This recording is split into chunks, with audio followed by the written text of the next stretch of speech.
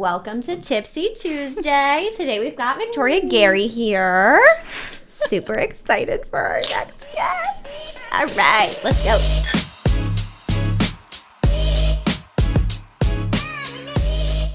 Today we're going to be talking about benefits to buying a house. And kind of like pros and cons to both sides, because everyone's got an argument. So it's good to know the pros and cons to each.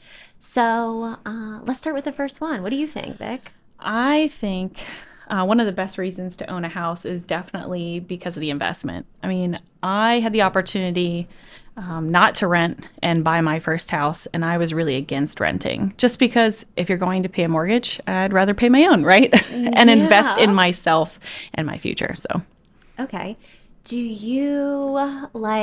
What do you think a flaw in that, or what do you think someone's rebuttal to that might be? A lot of people think that a house is a big commitment. And yes, it can be, but so is renting. So when you think about it, you have to maintain your rental or they're going to take your deposit. Just the same way as you have to hopefully take care of your house. If you take care of your house well, you're going to make more money when you go to resell. So it's a commitment either way. You have to make a monthly payment every month for both, whether it's your rent or your mortgage. Right. Yeah, totally agree. So investment as a whole and in general, you feel like it's just better to be paying your own mortgage. Absolutely. I agree. Yeah. I'm with you. It is a big commitment, though. It is, but good return. Yes, most definitely. Okay, so other things that are kind of a benefit of home ownership, obviously, being able to have that investment under your name is huge, but also there's some tax benefits to being a homeowner.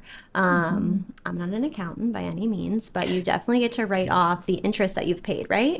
Which is good. And yes, definitely speak to that accounting professional, but you absolutely, let's just go with you get the great tax benefit, which is awesome. Yes, exactly. That's a huge one. Something else that's really important historically, homes always appreciate. There might be little dips. So if you're going to buy and don't think you're going to stay in the same place for over 3 years, maybe it is better for you to rent. Maybe that is a good idea. Maybe you can save money and, once you know where you want to plant your roots, then make that commitment. And that's where I think finding a house where you could put sweat equity into it is a bigger opportunity or a better idea than buying that forever home if you think you might be moving in under 3 years, which again, that is what I did. I think it's a much better opportunity than buying something completely move-in ready if you can handle it. Yeah. Because then if you do have to move, you'll make up the fees that you have to pay through that equity building. So. True. That's a really good point. That's a super great point. The only way to actually build equity is to sweat equity. Actual sweat equity, yeah. Yes. Other than time, but yes, yeah. Exactly. So. It does appreciate in general, but for sure.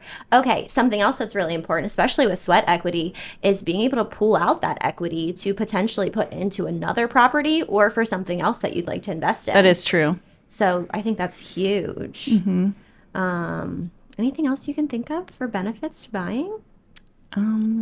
Well, like you said, you could pull money out, or some people do house hacking. So you can just move from house to house and then build investments that way. So even if you don't sell, you can still have this asset and then buy another. That's a whole nother topic, but you can certainly do that. It's a really good one. Yes. All right. So home ownership, obviously your investment is going to appreciate, which is exciting. You can pull money out of that investment if necessary. You've got potential tax benefits. I think that covers the majority of what I think. At least the main ones. Yeah. And then cons, we would say if you're not committed, that could be one.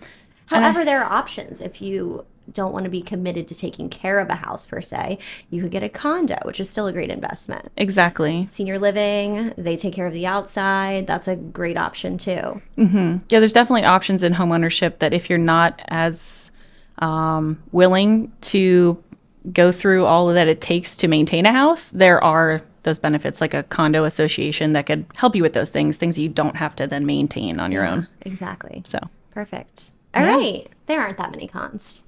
It's always good. Yeah. It's a positive overall for sure. Alrighty, that's all we've got for you for today, but happy Tipsy Tuesday.